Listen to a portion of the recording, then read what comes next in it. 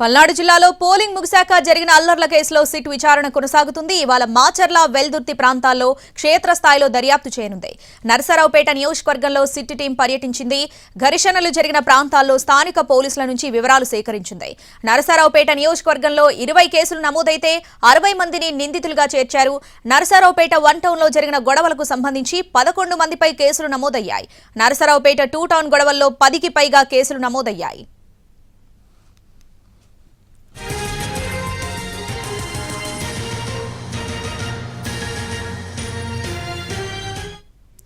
Right, SIT దర్యాప్తుకు సంబంధించి overall updates అందించడానికి మా ప్రతినిధి కృష్ణ లైవ్ లో సిద్ధంగా ఉన్నారు. కృష్ణ,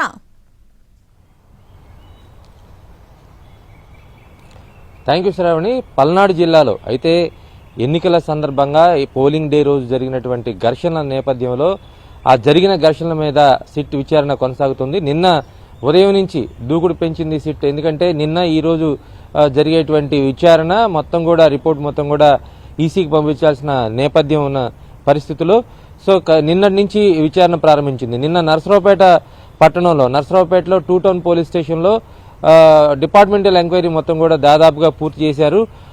ఈ మొత్తం కమిటీకి ఏదైతే సిట్టు విచారణ కమిటీకి పల్నాడు జిల్లాలో నేతృత్వం వహిస్తున్నటువంటి సౌమ్యలత అడిషనల్ ఎస్పీ స్థాయి అధికారి, ఈమె 2 టౌన్ పోలీస్ స్టేషన్లో స్వయంగా ఆమె మొత్తం అధికారులందరినీ కూడా విచారించడం జరిగింది. 2 టౌన్ పోలీస్ స్టేషన్ పరిధిలో జరిగినటువంటి గొడవలు ఏంటి, ఆ గొడవల సందర్భంగా ఎలాంటి కేసులు నమోదు చేశారనేటువంటి విషయం కూడా, అదేవిధంగా ఈరోజు నరసరావుపేట 1 టౌన్ పరిధిలో జరిగినటువంటి గొడవల నేపథ్యం కూడా ఈరోజు కూడా నరసరావుపేటలో విచారణ కొనసాగుతుందని చెప్తా ఉన్నారు. అదేవిధంగా మాచర్ల నియోజకవర్గంలో రెంటచింతల ప్రాంతంలో రాత్రి క్షేత్రస్థాయిలో కొంత ప్రాథమిక దర్యాప్తు అయితే జరిగింది.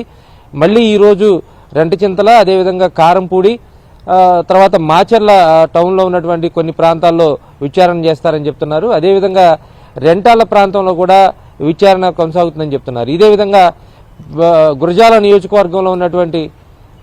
నియోజకవర్గంలో ఉన్నటువంటి కొత్త గణేశనపాడు, ఇక్కడ కూడా పెద్ద ఎత్తున దుమారం రేగింది, ఘర్షణపూరిత వాతావరణం చెలరేగింది. సో ఇక్కడ కూడా క్షేత్రస్థాయిలో సిట్ విచారణ కొనసాగిస్తుంది. మరో పక్కన సత్తెనపల్లి నియోజకవర్గంలోని ముప్పాళ్ళ మండలం మాదాల, అదేవిధంగా తొండపి గ్రామాల్లో ఈ 2 ప్రాంతాల్లో కూడా పెద్ద ఎత్తున హింస చెలరేగింది. అర్ధరాత్రి వరకు రాళ్లు రువ్వుకొని పెట్రోల్ బాంబులు కూడా విసురుకున్నటువంటి పరిస్థితి.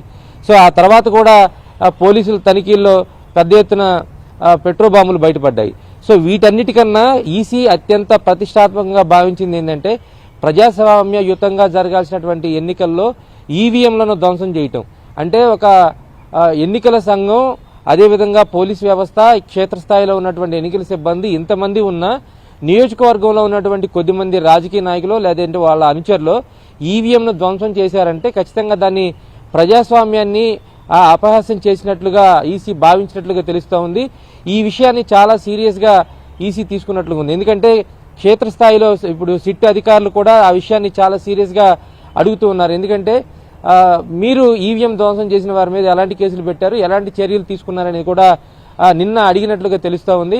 సో ఈ నేపథ్యంలో ఖచ్చితంగా ఈ రోజు జరగబోతున్నటువంటి సిట్ దర్యాప్తు ఏదైతే ఉందో దాని నివేదిక సాయంత్రం వరకు దర్యాప్తు పూర్తి చేసి రేపు నివేదిక ఇవ్వాలన్న నేపథ్యంలో ఈ రోజు కూడా చాలా వేగంగా సిట్ దర్యాప్తు కొనసాగనుంది. Right Krishna, thanks for the updates.